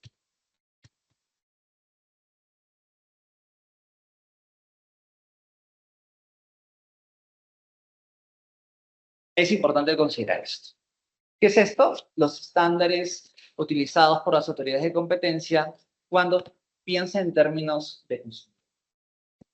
Bienestar del consumidor, bienestar total, bienestar del ciudadano, protección del proceso. ¿Queremos algo de corto plazo, de largo plazo? ¿Largo plazo? ¿Algo reactivo o algo que sea sostenible, sí o no? Esto, en términos de derecho de consumo, en términos de derecho de protección de datos, se está asegurando. ¿Y por qué es importante? Porque todos los ámbitos que he venido mencionando forman parte de lo que se va a reflejar en una política. ¿Y cuál es el problema de Latinoamérica? Que su política industrial realmente no le ha sumado. Eso lo tenemos ya desde hace muchos años. Ya no me dejarán mentir. Aquellas ideas que provienen de la CEPAL, década del 50 en adelante, pues no han realmente incidido en nuestros países y han permitido que alcancemos estadios de bienestar más altos. Ojo, tomando como considerando ciertas condiciones estructurales de nuestras economías, simplemente veamos cómo ha evolucionado la tasa de interés en el mercado inmobiliario chileno. Hablando de 2.5% de interés a un 5% actualmente. ¿Qué significa eso en la práctica? Incidencia también sobre el consumidor. Pues son temas que por lo general uno pasa por alto y no se da cuenta que forma parte del pacto. Una tercera consideración, y ya para cerrar la presentación, implica por lo tanto asumir y profundizar en lo que les decía, haciendo convergencia con la noción de problema público y finalmente pensando qué implicancias va a tener dentro del derecho de competencia si ya tenemos que traer a colación el concepto, por ejemplo, de corrupción. Porque eso significa que una greenwashing puede significar más sostenibilidad, puede significar que seamos abiertos a las funciones, que le dejemos una puerta abierta en la manera que digamos que se pueda justificar que para tener buenas prácticas en sitio verde, sostenibles, me tenía que construir en contextos donde las soluciones son múltiples, donde las espaldas financieras de nuestras empresas es mínimo.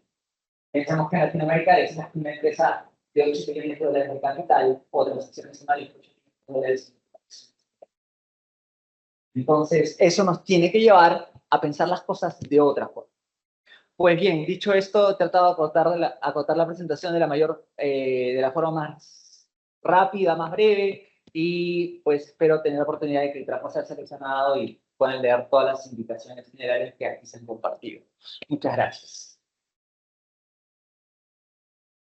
Gracias, Rubén. Sin duda tu tema permite un desarrollo más extenso y estoy seguro que con el con los planteamientos que estás desarrollando vamos a poder llegar a un excelente resultado.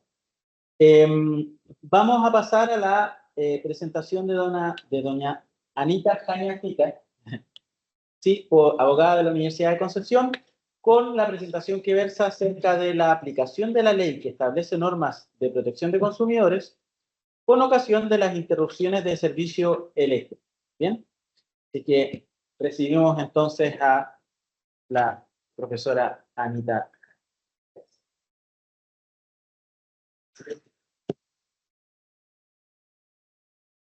Muchas gracias a la organización por todo esto. A simple vista pareciera sencillo determinar el ámbito de aplicación de la ley 19.496. Es más, nuestra ley establece una norma precisa. El artículo 2 bis de la ley nos dice: las normas de esta ley no serán aplicables a la actividad reguladas por leyes especiales. Entonces, pareciera que no hay conflicto alguno. Sin embargo, debemos detenernos y plantear qué se entiende por reguladas por leyes especiales. Asimismo, preguntarnos, ¿es la Ley General de Servicios Eléctricos una ley especial en los términos de la LPC? Con el objeto de responder estas preguntas, voy a revisar un poco qué ha dicho la doctrina al respecto y también la jurisprudencia. Encontrar una respuesta podría ser oportuno en estos momentos que vemos que con objeto del cambio climático tenemos eventos frontales con manifestaciones exacerbadas, con fuertes lluvias, con fuertes vientos que han acarreado cortes masivos de luz, dejando a miles de cientos de afectados. Del tenor del artículo 2 bis, pareciera sugerir que las leyes especiales prefieren en su aplicación a la LPC. No obstante, una revisión más detallada revela que esto no sería así, a menos que la ley especial incluya disposiciones sustantivas y procesales que entren en conflicto con la LPC. En doctrina he aceptado que la LPC es una ley especial en comparación con el derecho común, si lo podemos decir, con el derecho civil. Sin embargo, ¿cómo se resuelve el conflicto cuando el sentenciador se enfrenta a una ley especial como es la LPC y la Ley General de Servicios Eléctricos? Siguiendo la taxonomía de ACROC, podríamos considerar que estamos frente a una inconsistencia parcial-parcial. Esto es cuando una sola de las normas tiene un campo, cuando una de las normas tiene un campo de aplicación que entra en conflicto con la otra, y que a su vez el campo de aplicación de la norma de la cual entra en conflicto no existe. De la historia de la ley 19.955, que modifica la LPC y que introduce el artículo 2 bis, se desprende que se trataría de una norma de carácter general, aplicable a todos los actos de consumo y supletoria a las leyes especiales relacionadas con la protección de los derechos de los consumidores.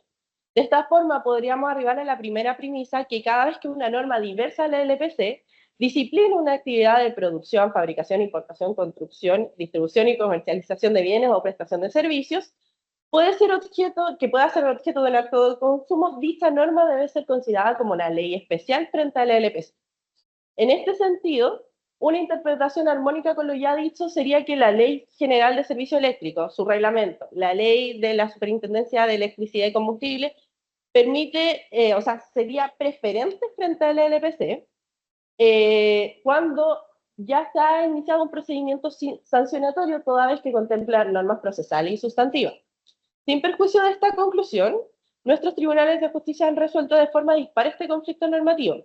En sentencia de febrero del 2022, la Corte Suprema, conociendo con ocasión de un recurso de casación en el fondo, interpuesto por la empresa eléctrica Aysén, aplicó para resolver este conflicto el principio del no bis in idem entre el procedimiento sancionatorio seguido ante la SEC y lo solicitado por el Servicio Nacional del Consumidor, resolviendo que en ambos procesos se invoca el mismo sustento normativo, que es el deber de suministrar electricidad de manera continua e ininterrumpida a los usuarios, así como la oportuna atención y corrección de las situaciones de emergencia como son los cortes de luz.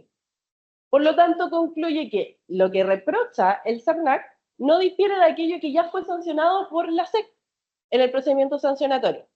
Lo interesante de este fallo es que examina el bien jurídico tutelado entre la normativa sectorial y el Estatuto del Consumidor, estableciendo que estos son claramente distintos. Sin embargo, frente a esta discrepancia, indica que debemos identificar el interés tutelado por las competencias sectoriales que van a entrar en conflicto. No se dedica a vislumbrar un poco más allá si tenemos normativa procesal o sustantiva que colinda, sino que en la finalidad de la norma y el interés tutelado que vendría siendo asegurar el suministro eléctrico de manera continua e ininterrumpida. Este mismo pronunciamiento ya lo tuvo la Corte Suprema precedentemente en fallos 11.574-2021 y 134.225 del 2020. Sin embargo, todo esto acaba cuando en agosto de este año el Cuarto Juzgado de Letras de Santiago emite una sentencia sobre la interrupción del servicio eléctrico.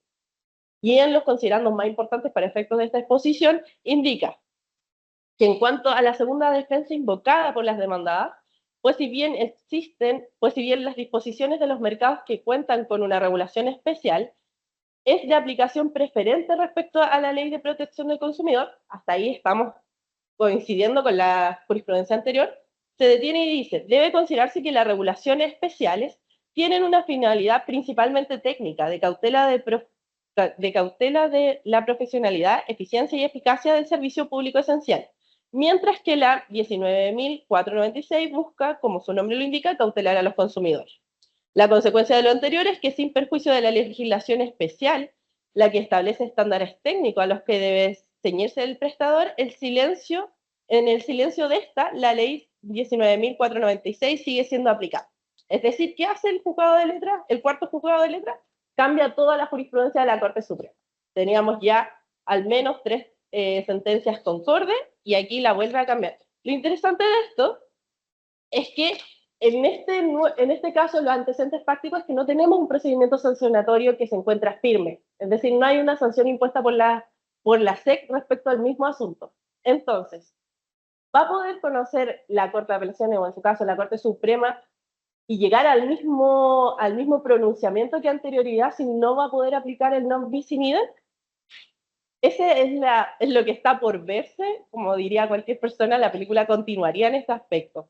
En síntesis, el ámbito de aplicación del 2 bis enfrenta una serie de dificultades que han quedado expuestas en nuestra tradición jurídica por la proliferación de sentencias en sentido contradictorio.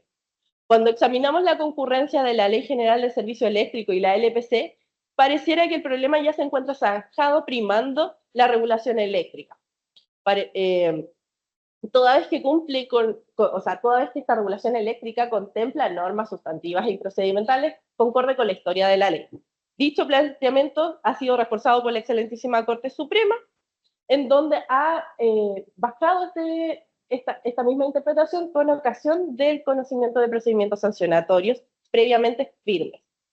Sin perjuicio de estas diferencias básicas que ya les he hecho ver, consideramos que el análisis para resolver el conflicto normativo debe dirigirse a identificar cuál es el interés jurídico tutelado en cada instancia. Si estos son idénticos, debe darse preferencia a la normativa sectorial en vez de a la ley del consumidor. Esto, muchas gracias.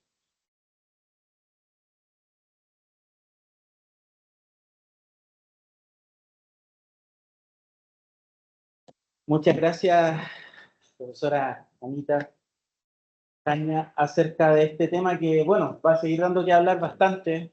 Vamos a continuar probablemente con algún problema de interrupción de servicio y con la discusión en torno a la aplicación de la ley de consumo versus la normativa especial.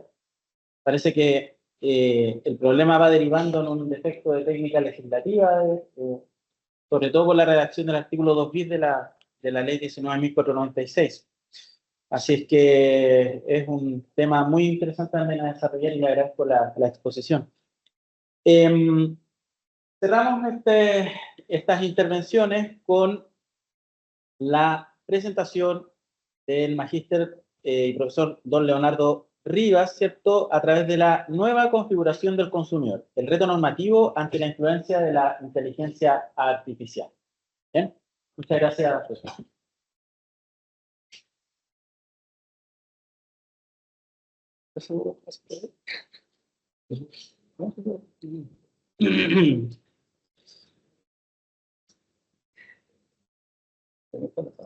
Sí, claro. O si no, con el mouse, con el teclado. Perfecto. ¿Sí? No se mueve. ¿Con mi teclado? Ahora sí. Ok, ya. Bueno, muy buenas tardes ya.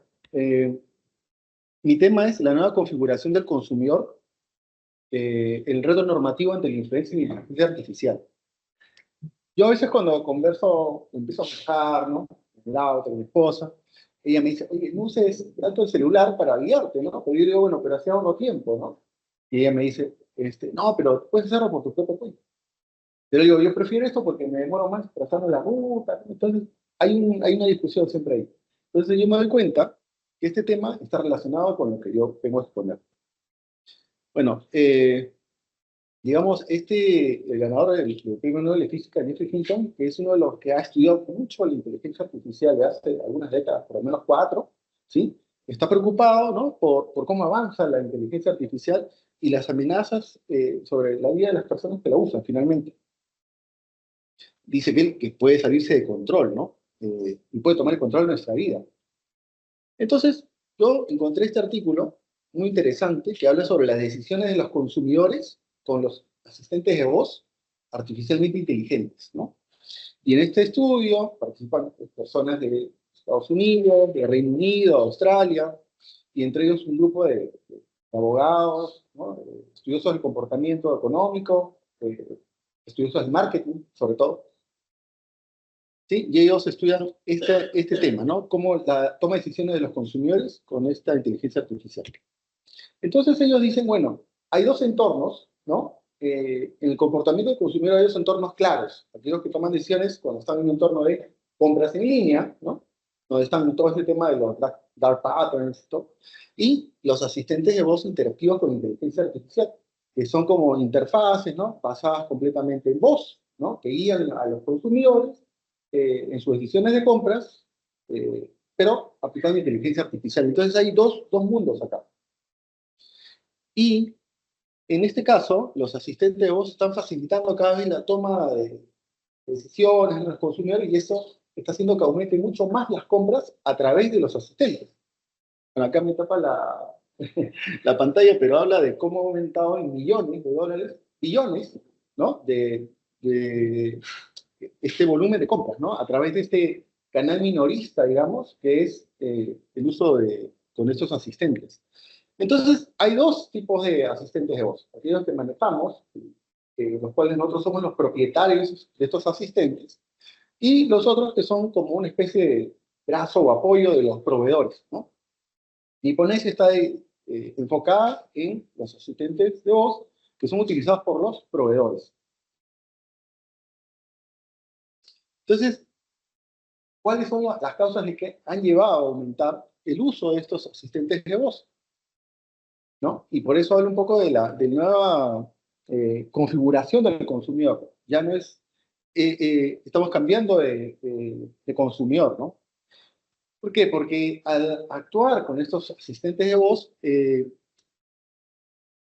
consumidor pues va tomando confianza, ¿no? Confía básicamente en las consultas, en las respuestas que le va otorgando el asistente, porque encuentra que hay calidez en su tono, ¿no? Hay rapidez y precisión en la información que le brinda.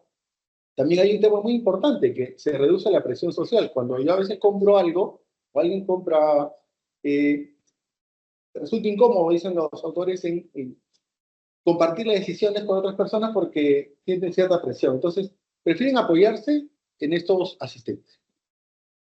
Hay una facilidad de uso, ¿no? Porque tiene una naturaleza intuitiva, ¿no? Mucho básicamente trata sobre escucharlo y guiarse por lo que le va recomendando, y también porque hay una personalización de las respuestas y recomendaciones, ¿no? Pero claro, esto se basa en interacciones previas que ya ha tenido con el asistente. Acá hay unos puntos claves sobre el uso de estos asistentes, que habla mucho sobre el diálogo verbal, a diferencia de las plataformas cuando nosotros compramos en línea o a través de nuestro celular. Nosotros guiamos y vamos haciendo una secuencia de pasos, ¿no? Nosotros podemos analizar la información, las alternativas que hay para comprar algo, pero en este caso, todo el diálogo es verbal. Y encontramos que hay una voz que nos suena familiar, nos suena agradable, ¿no? nos parece que vamos entrando a darle más confianza, ¿no? Cuando interactuamos con estos asistentes. Entonces, pero hay también un menor control sobre las opciones, porque como este proceso es básicamente auditivo, por ahí se van escapando algunas opciones que nos va dando. Esta influencia en las decisiones es un punto importante porque se dice que la información que proporciona un proveedor puede ser sesgada. Esto quiere decir que no es completamente imparcial la información que nos puede suministrar el proveedor a través de estos dispositivos, de estos asistentes, ¿no? Entonces aquí entramos en un tema bien interesante que es las preferencias, ¿no?, que tiene el consumidor.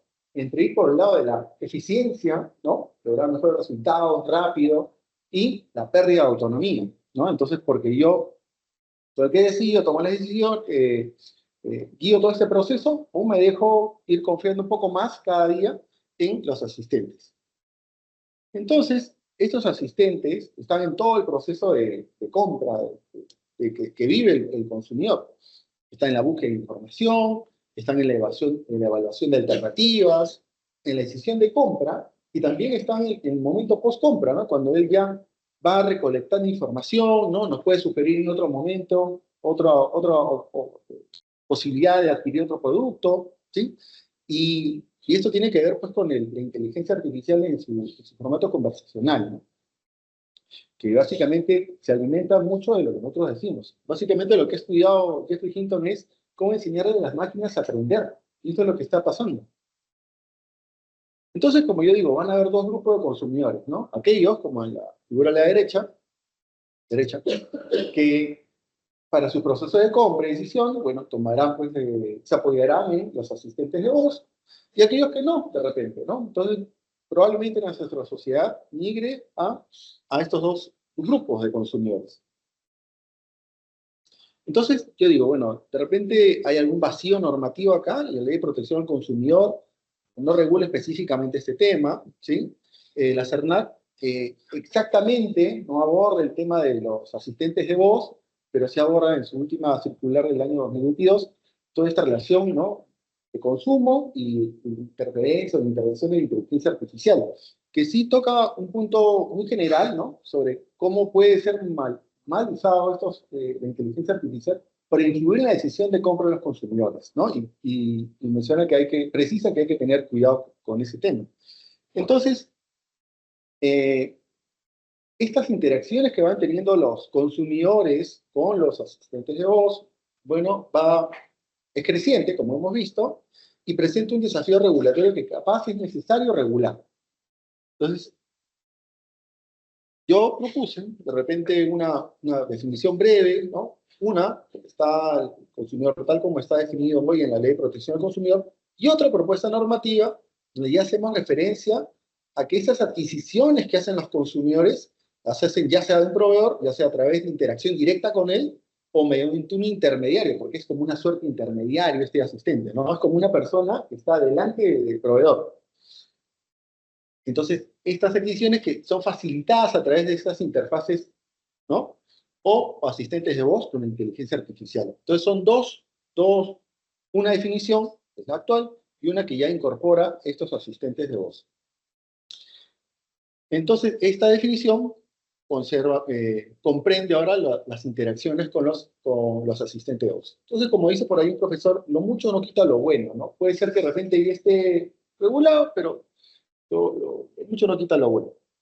Entonces, se justifica esta propuesta normativa, ¿no?, porque ya estamos incorporando, se reconoce a los asistentes de voz del proveedor que desempeñan un papel activo en este proceso de compra, ¿no?, y que puede influir, de hecho, en las decisiones del consumidor. De hecho, esta definición también sigue el principio de que la ley opera cuando hay operaciones, ¿no?, con contraprestación económica. Y siempre el enfoque de esta normativa está relacionada protege a consumidores, a usuarios finales, ¿sí? Entonces, está ampliando con esta definición también a comprender aquellos sujetos que interactúan en el proceso de toma de decisiones con inteligencia artificial. Y bueno, eso era todo lo que tenía que decir. Muchas gracias. Gracias. Le agradezco mucho a los expositores el respeto al tiempo y precisamente estamos cerrando esta actividad con esta última presentación, así que les agradecemos a todos los asistentes, alumnos, profesores, colegas que nos han colaborado con sus investigaciones. Muchísimas gracias y muy buenas tardes.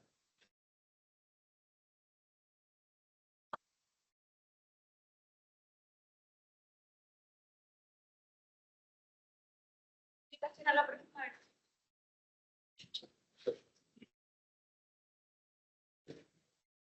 ¿Es en serio? Ah, sí, ya que ¿no? Sí, macho, lo quise, no de eso. Pasamos en silencio. ¿Tú me sacas tu foto? Sí. ¿Te puedo dar mi teléfono para WhatsApp? Sí. Para